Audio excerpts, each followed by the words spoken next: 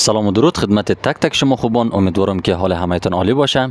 انواع ویزاهایی که در حال حاضر توسط سفارت ایران در افغانستان صادر می‌گردد. یک، ویزای درمانی.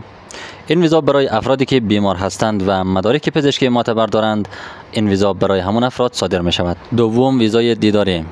این نوع ویزا مخصوص کسانی هست که اقوامیت درجه یکشان در ایران زندگی می کنند و دارای کارت آمایش هستند. اقوامیت درجه یک عبارتند از پدر، مادر، خواهر، برادر، همسر، شوهر، پسر، کاکا، ماما، پسر کاکا، پسر ماما و اقوام درجه یک مربوط همین افراد می شود. و ای که توجه داشته باشید، برای فعلا اگر اقوام درجه یک شما پاسپورت اقامتی یا خانواری داشته باشد، برای شما ویزا صادر نمی شود، فقط اینکه باید کارت آمایش داشته باشد. پس ویزای دیداری برای افرادی صادر می شود که اقوام درجه یکشان در ایران باشد و اقوام درجه یک را هم برایتان ذکر کردم و دیگه ای که اقوام درجه یکشان باید کارت آمایش داشته باشد. ویزای دیداری برای همچین افراد صادر می شود. سوم، ویزای مصاحبه یا اینترویو.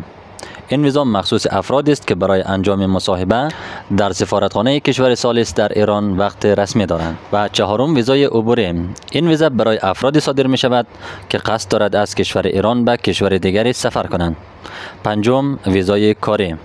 برای دریافت ویزای کاری ایران باید مراحل زیر طی شود. یک، پیدا نمودن کارفرمای ایرانی.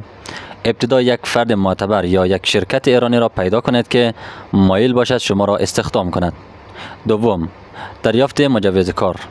کارفرما باید با مراجعه به وزارت امور اجتماعی ایران و برای متقاضی درخواست مجوز کار بدهد.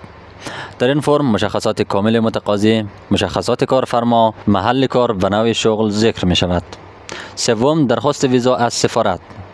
پس از دریافت مجوز کار، متقاضی از طریق سفارت یا کنسولگری ایران در افغانستان برای ویزای کاری اقدام کند. چهارم، مدارک مورد نیاز، پاسپورت معتبر، فرم درخواست ویزا، عکس متقاضی، مجوز کار صادر شده توسط کارفرمای ایرانی و سایر اسناد مرتبط. پنجم، احتمال مصاحبه. در برخی موارد حضور در سفارت برای مصاحبه الزامی می باشد. ششم، صدور ویزا. در صورت کامل بودن مدارک و تأیید نهایی، ویزای کاری برای متقاضیان صادر خواهد شد. ویزای کاری 1 ساله صادر می شود و قابل تمدید می باشد.